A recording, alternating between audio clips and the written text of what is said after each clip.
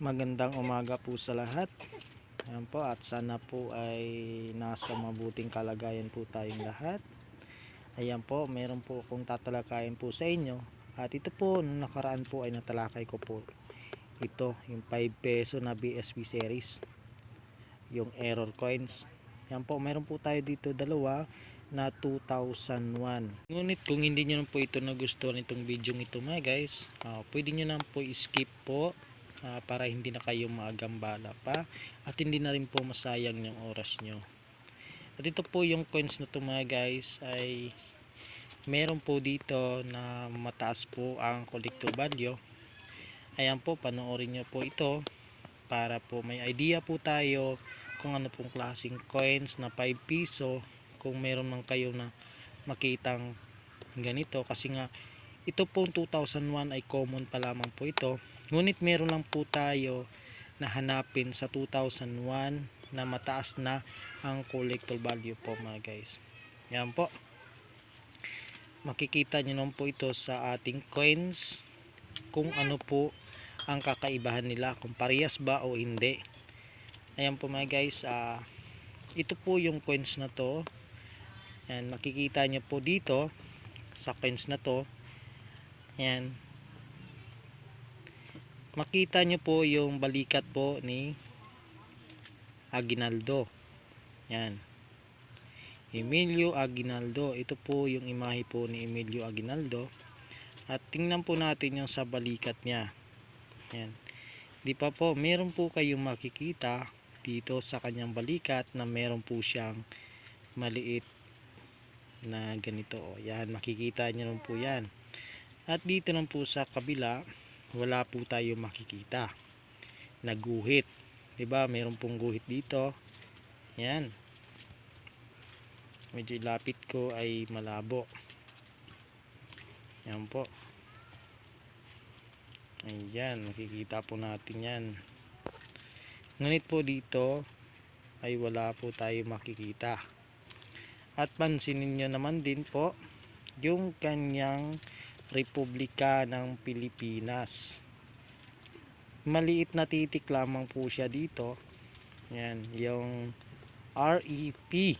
At dito naman po ay REP, yung Republika ng Pilipinas niya po ay mataba. Yan po, mataba po siya ng pagkalagay po ng kanyang Republika ng Pilipinas. Ngunit dito po ay mapayat na po siya, maliit siya. Yan, tingnan po natin. I-check nyo po yung coins nyo po mga guys para may idea po tayo. Kung baka sakali po na hawak nyo na po yan, ay isang error po yan. Yan. At pagdating naman po dito, yan, sa kanyang mid-mark, tingnan po nyo yung mid-mark niya po dito. Yan, tingnan po natin dito sa kanyang mid-mark. Talagang nandito po sa balikat po niya at malaki. Yan, nakikita nyo po yan. Yan po, medyo may kalakihan po. At pagdating naman po dito ay maliit na po siya mga guys. Yan, makikita naman po natin dito na po ang kanyang mid-mark. Yan, sa may baba po talaga. At dito po ay talaga pong nakalagay na po dito. Yan, dito po ang makikita natin sa mid-mark. Yan po. At dito naman po mga guys sa kanyang 2001. Tingnan po natin yung 2001 dito. Ito po ay maliit po siya. At pagdating naman po sa 0, 0 at sa 1. At ito po mataba po siya mga guys. Yan. Yan, tingnan po natin maigi para po hindi po tayo malilito. Yan, panoorin nyo lamang po. Tapusin po para ano. Yan. At pansinin nyo rin po sa coins na to. Yan. Tingnan po nyo yung coins na to mga guys. Ay talaga po magkaiba po talaga sila. Yan. At dito naman po, tingnan po natin. Yan. Ito po yung error coins na 2001. Yan po, ito po ang hanapin po natin. Baka sakali po na meron kayo, i-check nyo po mga guys. Yan. Kung yun ay error coins. At dito naman po mga guys sa kanyang cogwheel, punta po tayo dito sa kanyang likuran. Ayan, makikita naman din po natin sa kanyang likuran. Ayan. Dito. At dito naman po tayo sa likuran. Tingnan nyo po maigi kung ano po ang kakaibahan po nila. Na yung 1993 at dito po ay medyo maiksi po siya, yung talaga pong siksikan ang pagkalagay, malapit. Dito naman po ay medyo magkalayo po ang 1993. At dito naman po ay Bangko Sentral ng Pilipinas. Yan po mga guys, makikita din po natin yan na ito ay medyo mapayat yan. At mataba rin po ang pagkalagay po ng Bangko Sentral ng Pilipinas po dito. Ayan po ang kakaibahan sa error coins. Ayan po mga guys,